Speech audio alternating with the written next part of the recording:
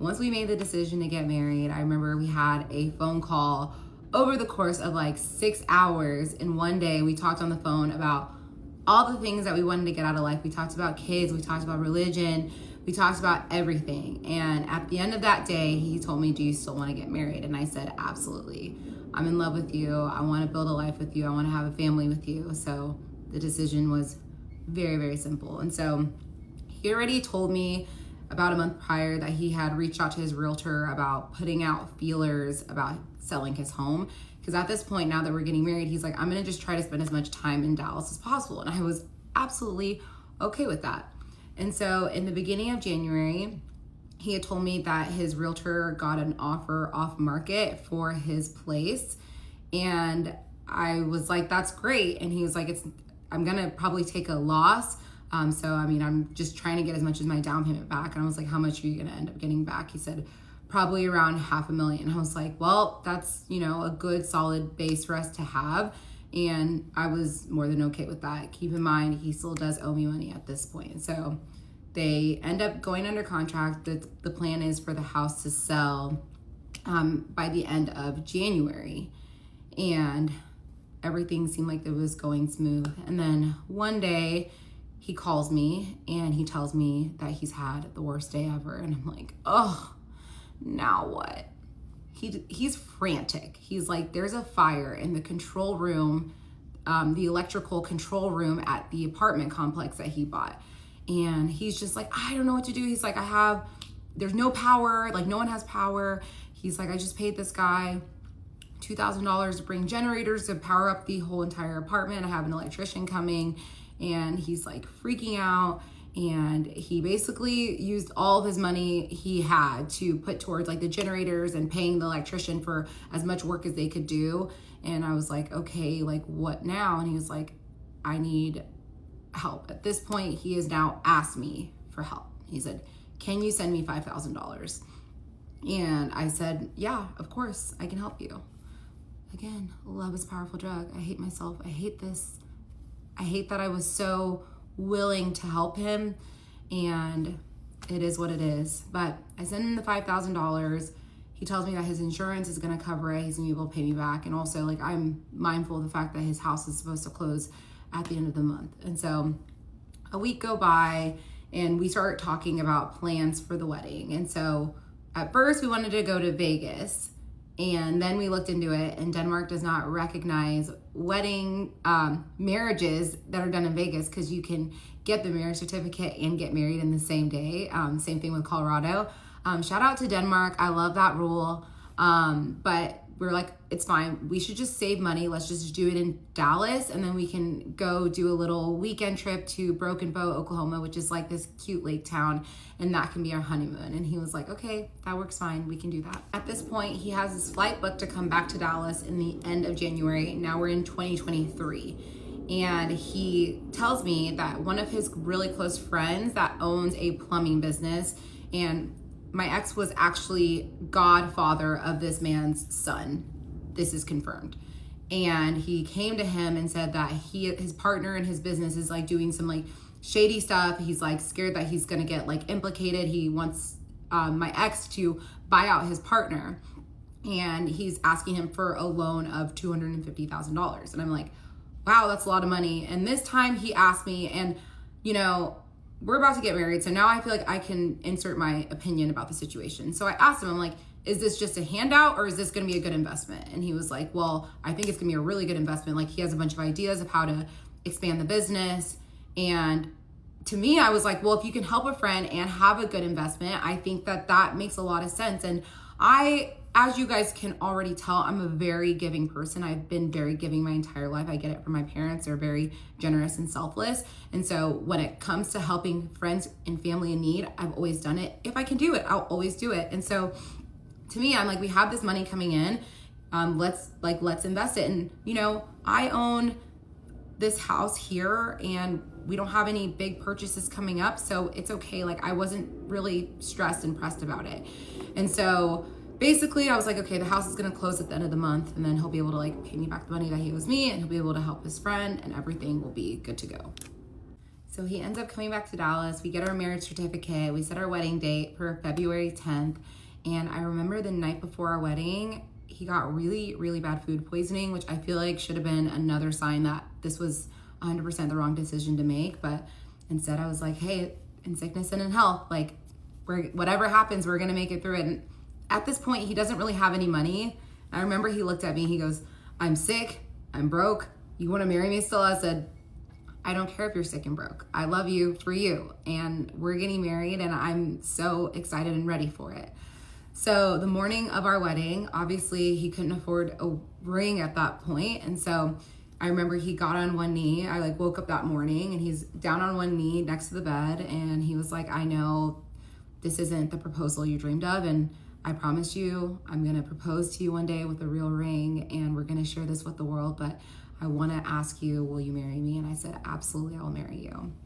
And so we went to the courthouse. I remember I was wearing a dress from Fashion Nova because I didn't care. I was just excited to marry my person.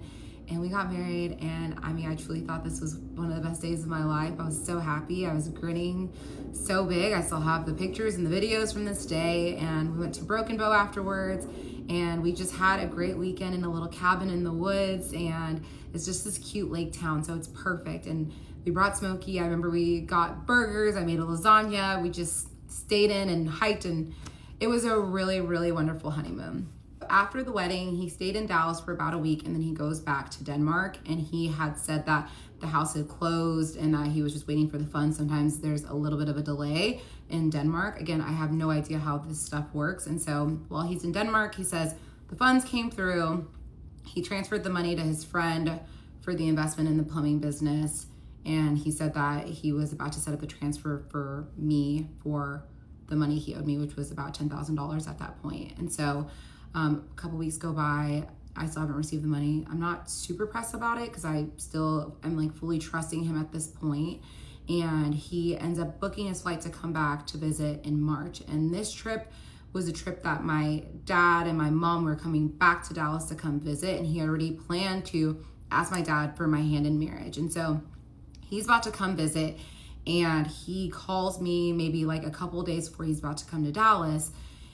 And he said, I received the worst possible news today. The IRS has told him that he owes $318,000 in taxes. In addition to that, his dad owes $12 million in taxes. And at this point, I did not have a lot of information about his family money because I've always been the type of person, if your parents have money, that means your parents have money. That does not mean you have money. So I didn't even ask details about his parents' finances, but obviously I'm if his parents owe $12 million in taxes, they got money. And he said that the person that was doing his taxes for years and years and also doing his dad's taxes was one of his childhood friends that owns an accounting firm.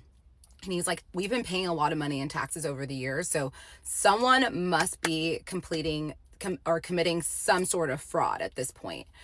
And so I'm obviously freaking out. This is a lot of money that he owes. So he said, you know what? I'm going to use the rest of the proceeds from selling my home.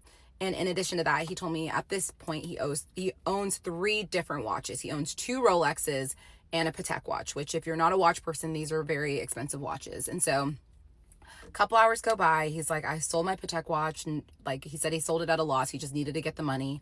He said he's short about $30K. And so he tells me that he's going to reach out to his parents, and his parents are like, we don't care. This is not our problem. This is your problem. Figure it out. And he starts to just continue spiraling. And so he tells me he's going to reach out to 2 of his childhood friends, one of which he was with this friend whenever we met in Croatia. So I knew they've been friends for a while, and then another childhood friend. And he told me, I've helped out these friends so much in the past, and it's almost like he was communicating to me that he was owed this money from them. I've never asked friends for money before, so this is not anything that I'm comfortable with, but I was like, hey, if you feel comfortable doing this, go for it. I had not offered him a cent. So he comes back, says he's going to get $10,000 from one friend and then $5,000 from another friend. And I was like, that's so nice of them. He's like, I've honestly helped them so much in the past that I'm grateful that they're helping me when I'm in need. And so at this point, he's short $15,000. And so he just comes right out and asks me, like, can I borrow it? And I did not say yes right away. I said, listen, I have to pay my taxes too, because I was working at an accounting firm. Obviously that's W-2 income, but I was also doing real estate and I did very well the year before. So I owed a pretty penny in taxes, and it's March of 2023. So my taxes are coming up pretty soon. And so I told him, I'm like, I'm not comfortable giving you this money because, you know, like, I have to pay taxes too. And now my savings is like really starting to, like, I'm starting to feel like the financial impact, and it's starting to stress me out. And he said, you know, I hired a law firm. They've already looked into my tax records. They've already found indicators of fraud. I think I'm going to be able to get this turned around really quickly. And my biggest worry and concern is that if I don't pay this tax bill, it's going to affect my chances of getting a green card. And that's when I start to panic. And now I realize that I was just in a very toxic cycle of emotional manipulation. But after some time, he talks me into loaning him the $15,000. And I remember I only could send him like $3,000 at a time. And so I remember it was like over like the course of 5 days. And like every day he'd be like, hey, don't forget to send the payment. And everything about this felt so wrong in my soul, but I did it anyways.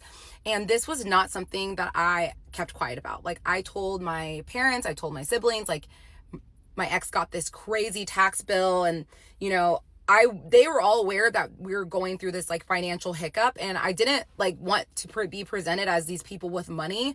So I was very upfront and honest about it. And like, you can ask a lot of my friends, like I told a lot of my close people about this situation. And quick side note, I did not tell them that I was loaning him money. I just told them that he owed a lot of money, and I told them about the overall situation. But at this point, no one knows that I have given him any money. So I ended up giving him the money. He's so grateful. He's like, thank you so much for helping me out. And so about like 5 days later, he flies to Dallas to come and visit. And my parents came to visit maybe a couple of days after he came. And at this point, he's staying in the living room, not in the bed with me, but he could not go to a hotel because we're like trying to be mindful with spending. So my parents definitely started to bond with my ex a lot more over this trip. Like, I remember my dad brought him this Nigerian Igbo cane that my ex had been admiring, that my dad had one. He surprised him, brought him one from Nigeria.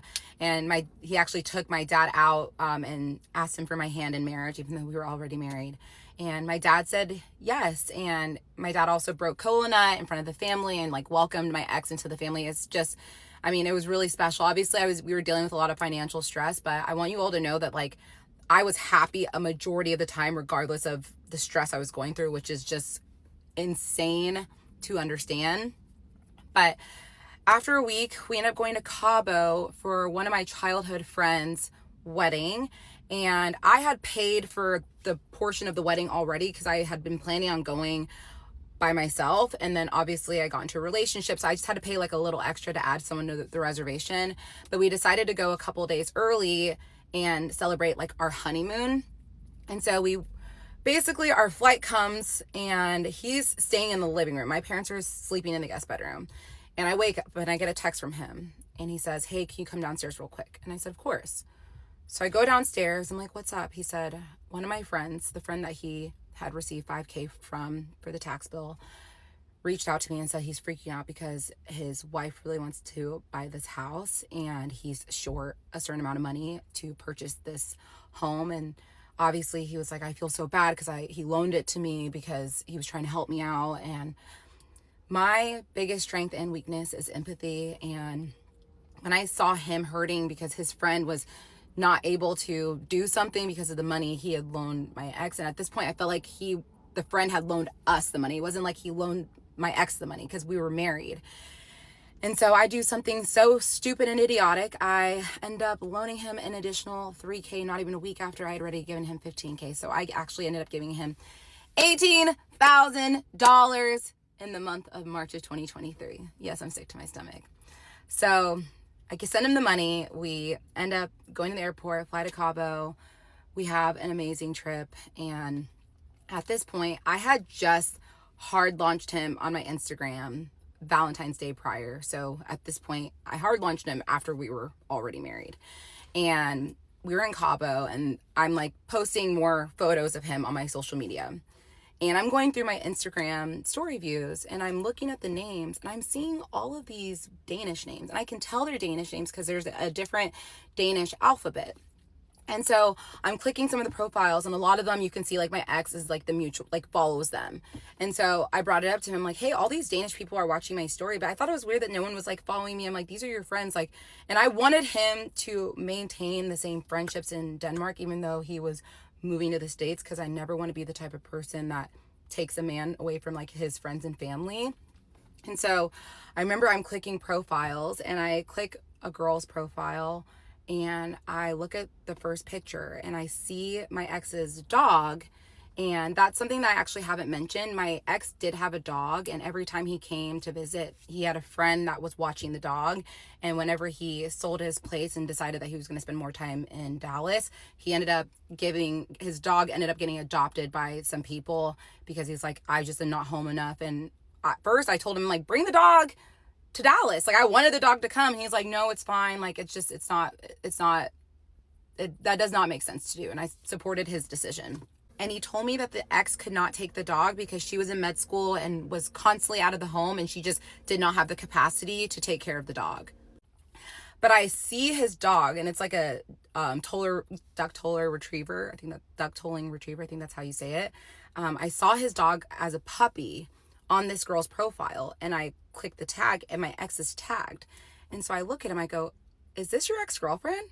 He was like, oh yeah, it is. I was like, oh, so she's watching my stories. He's like, yeah. I was like, okay, that's a little weird. And I remember checking like throughout the course of like every day for like a week, and like all these Danish people are still watching my story every day. And I'm like, don't you think this is weird that there's like 15 Danish people watching my story every day? And he was like, honestly, I just feel like they're a little bit salty that I like moved on. I'm moving to America. Like, I think they might be a little salty. And he said, you should just block them all. Like, I'm not gonna lie, this is like a very toxic group of people. And so I was like, is that what you want me to do? He said, yeah, just block them all. Like, they're not here for the right reasons. They're just looking to like creep, and they're probably just talking a bunch of shit. So I said, okay. And I decided to block them all. And so basically we come back from Cabo, he stays for about a month, and then he goes back to Denmark. And at this point, he had come to visit me so many times. And so I decided, now's my time to go spend time with him in Europe. And with his dad's health and his work, it made sense for me to just, go out of my way to try to spend time with him. And I could work remote at the time. And so I board a flight, and I head to Denmark for the first time, and I land in Denmark, and my ex is waiting after baggage claim. He's waving a Danish flag, and I'm just so excited to be in Denmark for the first time. And so we land, we go to one of his friends' homes because we're staying there for the night. We change, and we go directly to an Easter lunch with him and all of his childhood friends.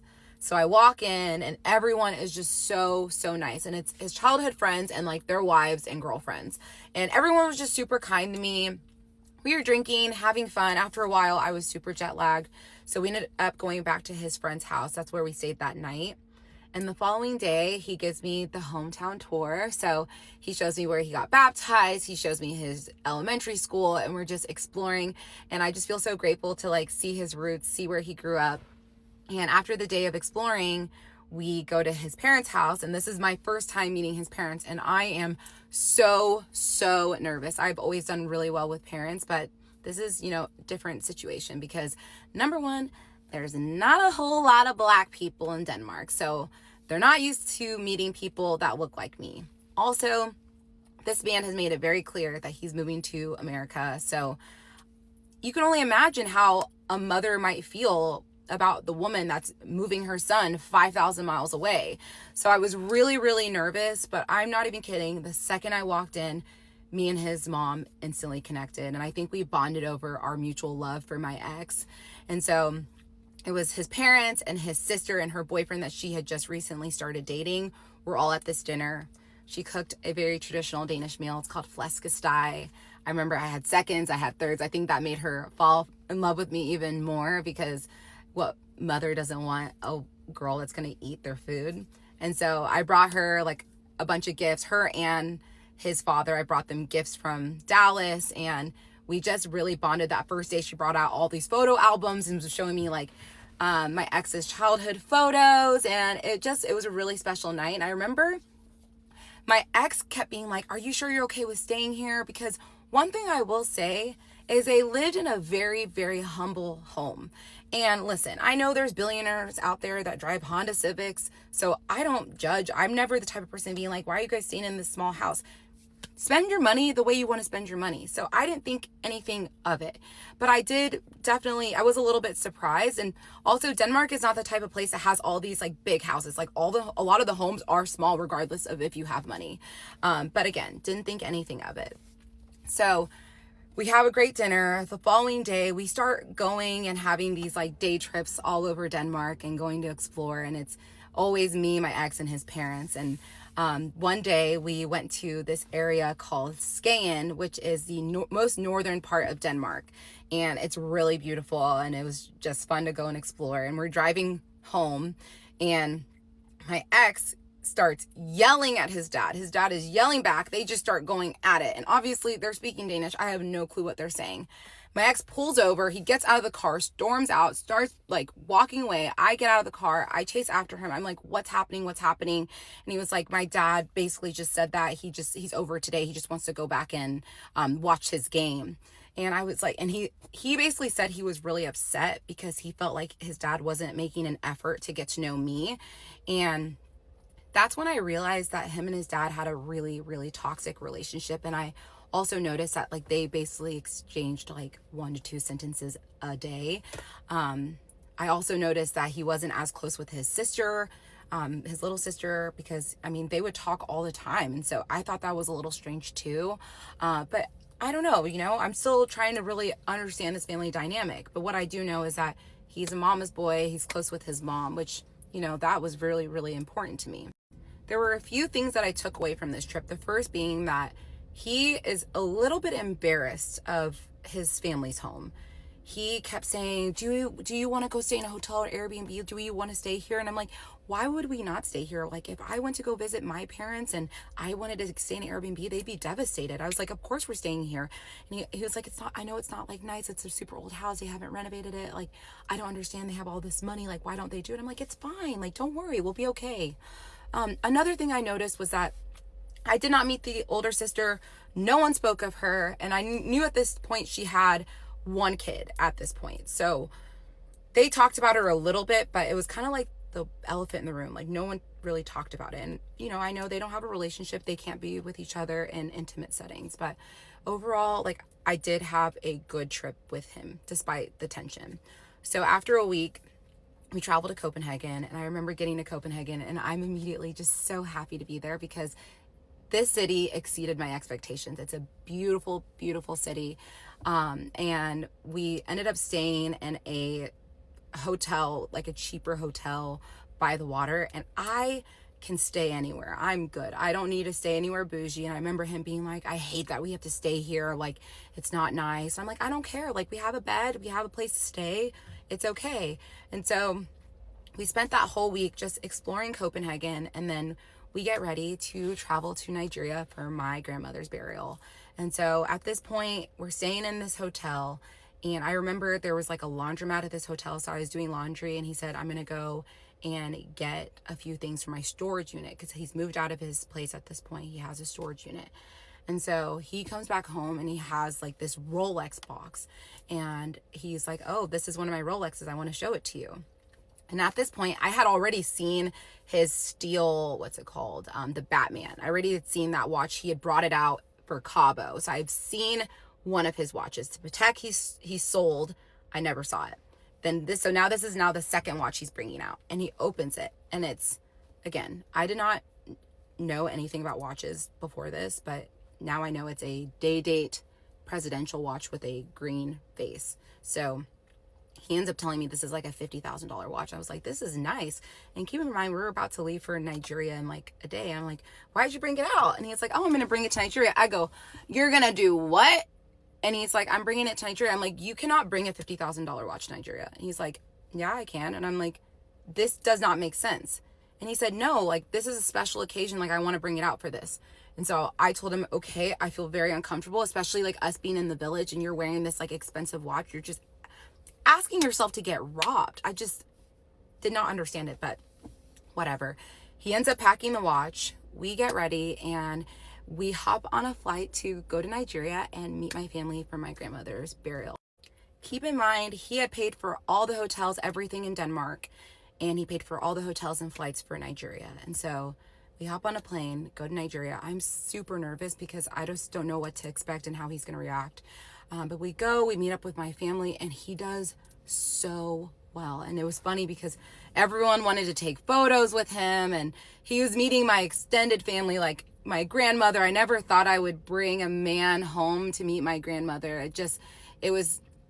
I felt like I fell deeper in love with him, watching him just emerge himself in my culture and be there for my family while we put my grandmother to rest. And it was just a really amazing, beautiful trip. Honestly, there was nothing crazy that happened.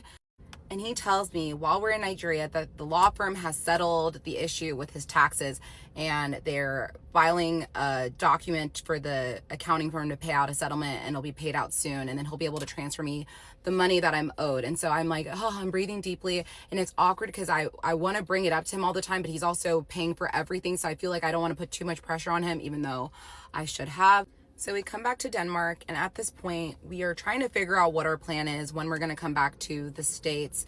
And he says, you know what, like, let's just go back to my parents' house in my hometown. They were actually on a vacation, so the house was empty, and we can figure out what we want to do next. And I said, okay, that sounds good.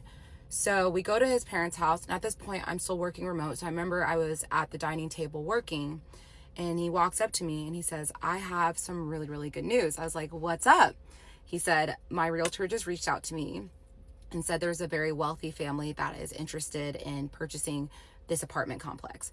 And I was like, oh my gosh, this is the best news in the world.